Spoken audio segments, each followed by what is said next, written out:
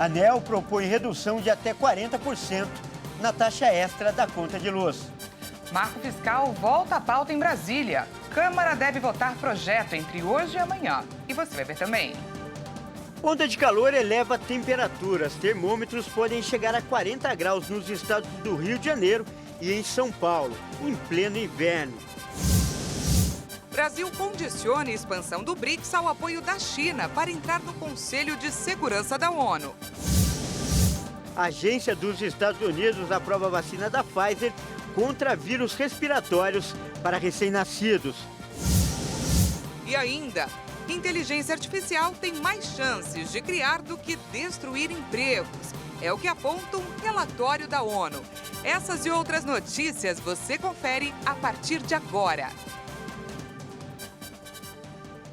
Olá, boa tarde, seja muito bem-vindo. Nós estamos ao vivo, agora são 13 horas e 4 minutos pelo horário de Brasília. Ótima tarde para você, Dani. Boa tarde para você também, Kleber, e é claro, a você que nos assiste. Vamos juntos conferir o que é notícia no Brasil e no mundo nesta terça-feira? Olha só, a Agência Nacional de Energia Elétrica estuda reduzir a taxa extra na conta de luz. E essas bandeiras tarifárias são acionadas em períodos de falta de chuvas. A diretoria da ANEEL analisa uma proposta de consulta pública para a redução do valor das taxas extras cobradas nas contas de luz para financiar a utilização de usinas térmicas, usadas em períodos de estiagem.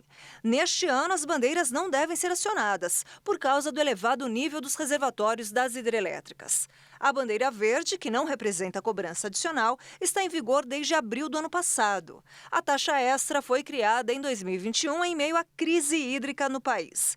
O plano da ANEEL agora é reduzir a bandeira amarela em 36,9%, de R$ 2,98 para R$ 1,98 por 100 kWh.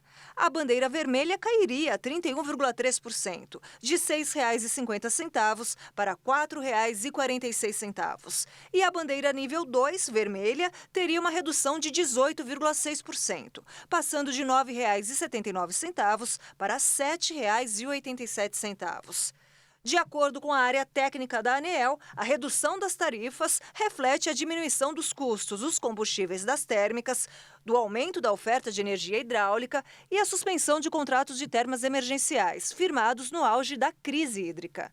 Caso a diretoria da ANEEL aprove a redução, a proposta vai à consulta pública e vai poder receber contribuições antes de ser encaminhada novamente para a análise do colegiado.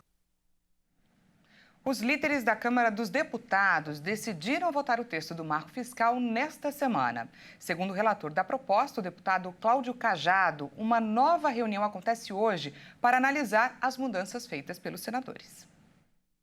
Segundo o relator do projeto na Casa, o deputado Cláudio Cajado, a expectativa é de que a votação ocorra ainda nesta terça ou na quarta. O texto, que é prioritário para a equipe econômica do governo, foi aprovado pelo Senado há 2 meses com mudanças, o que obriga o retorno da proposta para mais uma votação pela Câmara.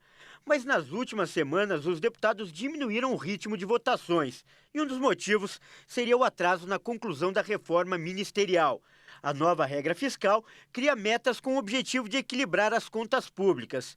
Se aprovado pelo Congresso, o mecanismo vai substituir o atual teto de gastos. O projeto autoriza o aumento de despesas acima da inflação, além de determinar que o crescimento dos gastos está condicionado ao aumento da arrecadação. Na prática, se o governo cumprir a meta e tiver uma arrecadação satisfatória, vai conseguir investir mais recursos em infraestrutura ou programas sociais. Na votação, os deputados devem analisar apenas as mudanças feitas pelo Senado, entre elas a execução de 3 despesas das limitações do novo regime fiscal. A pedido do governo, os senadores também incluíram um artigo que permite ao governo enviar na proposta de orçamento de 2024 o valor das despesas considerando a projeção da inflação até o fim do ano, que na prática a brecha abre um espaço fiscal de até 40 bilhões de reais para o próximo ano. E a arrecadação de impostos no Brasil superou 200 bilhões de reais em julho. O resultado é o segundo maior da série histórica. Depois de fechar o primeiro semestre com o melhor desempenho em 28 anos, a arrecadação de impostos e contribuições federais no Brasil totalizou 201 bilhões e 800 milhões em julho. Trata-se do segundo maior resultado para o mês da série histórica da Receita Federal, iniciada em 1995. O desempenho é 11,7% inferior ao mesmo mês do ano passado, período que marca o maior valor da série. E descontada a inflação medida pelo IPCA, o Índice de Preços ao Consumidor Amplo, o resultado corresponde a uma queda real de 4,2% no acumulado de janeiro a julho de 2023. A arrecadação soma 1 trilhão e 344 bilhões. O desempenho representa uma perda real abaixo da inflação de 0,39%. E mudando de assunto, uma onda de calor em pleno inverno promete provocar recordes de temperatura no Brasil até sábado. A previsão é que os termômetros marquem acima de 40 graus em algumas regiões do país. A previsão é de que a onda de calor permaneça até sábado. Ela tem potencial para provocar recordes de temperatura em pleno inverno no Brasil. De acordo com a análise dos meteorologistas, o calor que o país vai enfrentar nesta terceira semana de agosto é mais comum de ser registrado em setembro e outubro. A partir desta terça-feira, de acordo com o Climatempo, os termômetros sobem devido a uma grande massa de ar quente e seco que cobre grande parte do país. A elevação dos termômetros vai ocorrer simultaneamente em vários estados de diferentes regiões e com valores ainda mais altos. A previsão do IMET para o estado de São Paulo, por exemplo, é de que os termômetros devam marcar mais de 40 graus em várias regiões, sobretudo nesta quarta-feira. O litoral paulista terá calor de verão em pleno inverno. Em Santos, na Baixada Santista, a previsão de temperatura máxima para a quarta é de 41 graus. Em Caraguatatuba, pode chegar a 42 graus. Situações extremas também são esperadas nas faixas oeste e noroeste paulista, principalmente nas regiões de Jales e Araçatuba, onde os termômetros podem atingir 40 graus no período da tarde. Olha, e nem parece mesmo que nós estamos no inverno. Aqui mesmo no estúdio, dá pra gente sentir o calor, mesmo com o ar-condicionado ligado, né, Dani? Pois é, tivemos que acionar e deixá-lo mais frio hoje. E olha só, nós vamos mostrar agora imagens do centro de São Paulo. Vamos ver como está lá a situação. Essas imagens foram feitas agora há pouco. A gente pode reparar aí que às 10 horas e 44 minutos, os termômetros marcavam 30 graus na capital paulista. E a gente pode notar que as pessoas circulam por aqui com roupas leves. O sol está muito forte, confirmando as previsões da meteorologia de altas temperaturas. Pois é, e essas altas temperaturas devem permanecer nos próximos dias, pelo menos até aí a sexta-feira, segundo a meteorologia. E a pergunta que fica clara é, será que o frio característico do inverno acabou nesse ano? Para responder essa e outras perguntas, esse é o tema da nossa entrevista de hoje.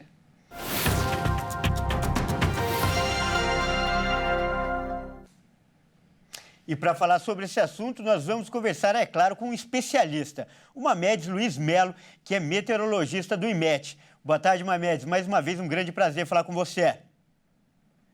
Na mesma satisfação, Kleber. Boa tarde a você, Daniele. Boa tarde a todos os telespectadores. Boa tarde, Mamedes. A primeira coisa que a gente quer saber é o motivo dessas altas temperaturas. Por que tanto calor, Mamedes? Pois não, Daniele, olha só, estamos passando com uma massa de ar seco e quente que está se espalhando em grande parte do país, mas tem um certo percentual sim, viu, Daniele, do aquecimento global e do fenômeno El Niño que já está atuando e a gente está sentindo já algum reflexo dele, especialmente nessas temperaturas, porque o El Niño e o aquecimento global, eles potencializam, no nosso caso aqui, a temperatura. Tá certo. E, Mamedes, quais as regiões que devem registrar as maiores temperaturas? Inclusive, estou vendo você aí de gravata, eu também estou de gravata, sofrendo com o calor. Está muito calor por aí também? Está muito quente, Kleber, mas um quente que ainda a gente suporta, mas que está dentro dos conformes. Hoje, eu diria que os estados que estão propícios a ter temperaturas mais elevadas, em torno dos 40 graus, seria Mato Grosso e Mato Grosso do Sul. E aí, no decorrer da semana, chegando, sim, principalmente para o oeste de São Paulo, até mesmo parte aí do litoral de São Paulo, Rio de Janeiro, Minas Gerais, até espalhando para o lado da região Nordeste, Piauí e Maranhão, onde pode registrar temperaturas aí em torno dos 40 graus ou mais. E para finalizar, Mamedes, o inverno ainda não acabou, mas e o frio? A gente ainda deve enfrentar baixas temperaturas neste ano ou daqui para frente vai ser só calor? No centro-sul, Daniela, vocês vão sentir frio sim, inclusive São Paulo. Esse calor ele vai ser empurrado mais ao norte, aí em direção à Bahia, né, em direção à região Nordeste.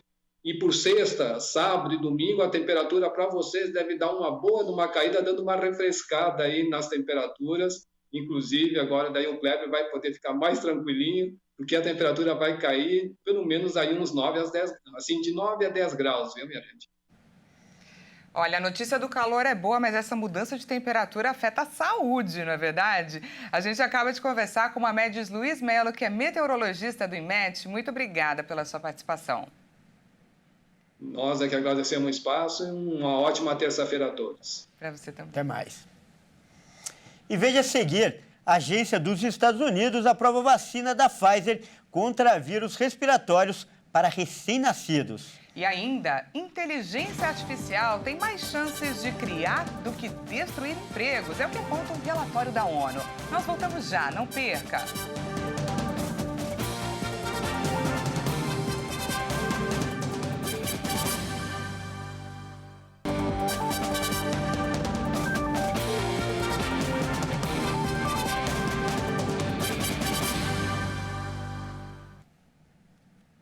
Seja bem-vindo mais uma vez, nós estamos de volta e ao vivo, 1h16 pelo horário de Brasília. Voltamos com mais notícias para você.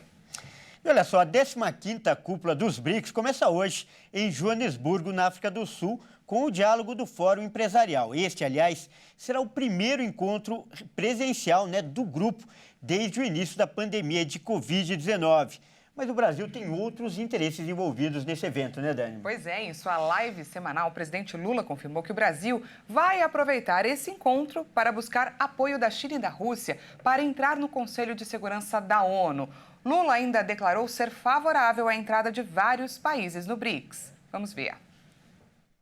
Durante a live semanal na África do Sul, o presidente Lula enfatizou que o governo brasileiro está buscando o apoio da China e da Rússia para a entrada permanente do país no Conselho de Segurança da Organização das Nações Unidas.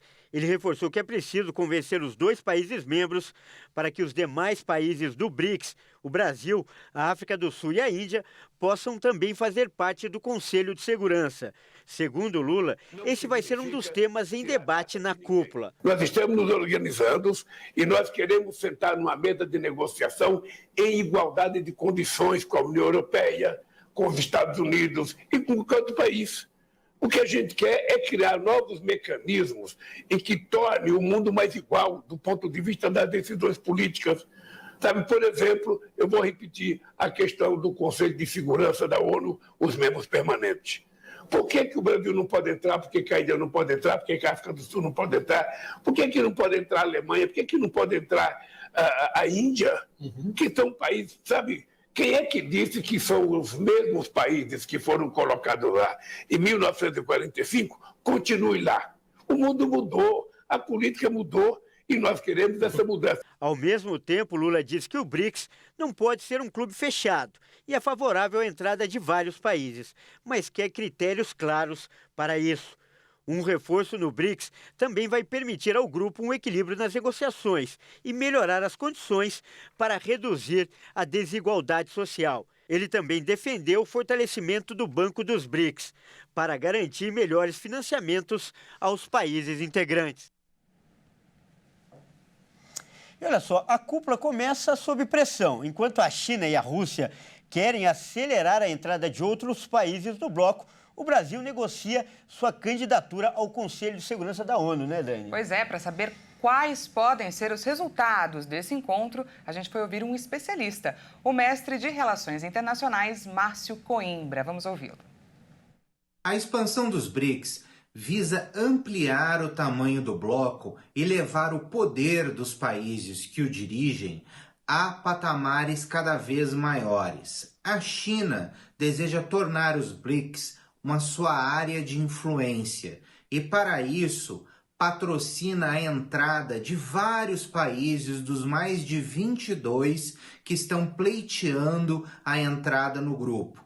O Brasil, de outro lado, como um dos membros fundadores, não enxerga talvez com bons olhos, porque, afinal de contas, uma vez que nós tenhamos novos parceiros dentro do grupo, a importância do Brasil irá se diluir. Mas o Brasil pretende realizar uma barganha dentro desta negociação. E para isso, para autorizar a ampliação dos BRICS, está pedindo para que a China apoie a entrada do Brasil no Conselho de Segurança da ONU. O que é um pleito muito difícil. Afinal de contas, se a China apoiar a entrada do Brasil no Conselho de Segurança, Índia e África do Sul, países fundadores dos BRICS, também terão o mesmo pleito. E geopoliticamente, a Índia disputa com a China aquela região aonde eles estão. E, portanto, seria muito difícil que a China tomasse esta candidatura do Brasil como algo sério e algo que fosse patrocinado por Pequim no Conselho de Segurança. E o primeiro voo comercial internacional da Coreia do Norte chegou nesta terça-feira a Pequim. O país asiático havia fechado suas fronteiras no início de 2020, com a chegada da pandemia de Covid-19. A Coreia do Norte fechou suas fronteiras no início de 2020 em resposta ao vírus e até as últimas semanas não demonstrou sinais de abertura. No mês passado, autoridades chinesas e russas compareceram a um grande desfile militar em Pyongyang e, na semana passada, uma delegação de atletas norte-coreanos foi autorizada a participar de uma competição de taekwondo no Cazaquistão. Nesta terça-feira, o voo JS-151 Pyongyang-Pequim da companhia estatal Air Koryo pousou às 9h17 da manhã no horário local na capital chinesa. De acordo com um site de rastreamento de voos, um avião da mesma companhia decolou de Pequim com destino a Pyongyang. A NK News informou que a companhia aérea também deve retomar os voos entre Vladivostok, no extremo leste russo, e Pyongyang nesta semana. A Agência de Vigilância Sanitária dos Estados Unidos aprovou a vacina da Pfizer para recém-nascidos contra o vírus respiratório. A notícia é boa, pois, segundo a empresa, a imunização universal poderia evitar até 16 mil hospitalizações e mais de 300 mil idas ao médico por ano. Em um teste com mais de 7 mil grávidas e seus bebês, a vacina, chamada Abrysvo, cortou o risco de que os bebês precisassem consultar o médico ou serem internados no hospital. O VSR é uma doença comum e a principal causa de hospitalização de bebês e idosos a cada ano.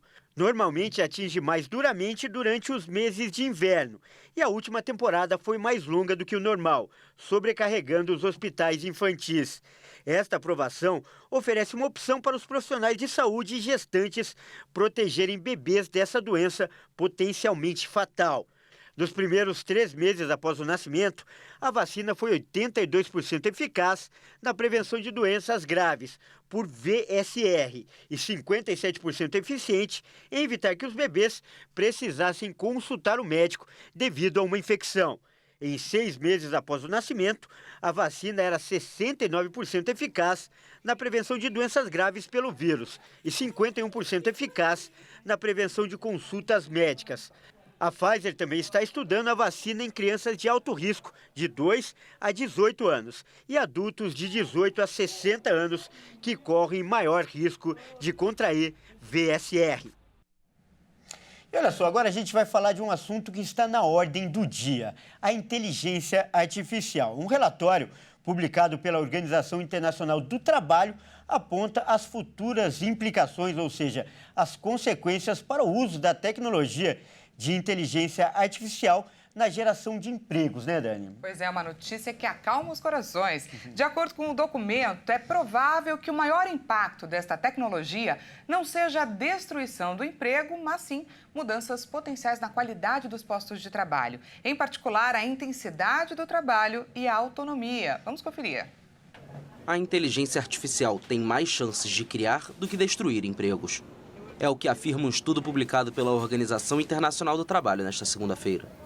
O documento examina o efeito em potencial das plataformas de inteligência artificial e sugere que a maioria dos empregos em indústrias está apenas parcialmente exposta à automação.